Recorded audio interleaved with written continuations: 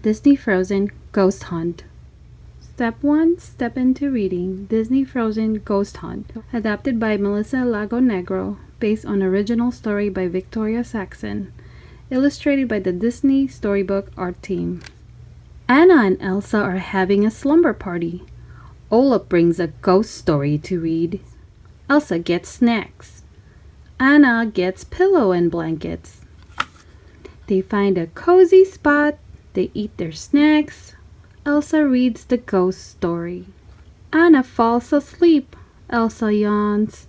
But Olaf is not tired. Olaf wants to find a ghost. He goes on a ghost hunt.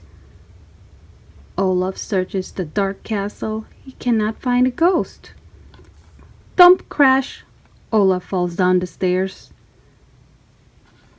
He's falling down the stairs. Anna and Elsa hear a noise. They wake up. Elsa lights a candle.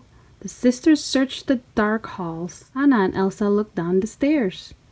They see a ghost. Anna and Elsa go closer. We want to be friends, says Anna.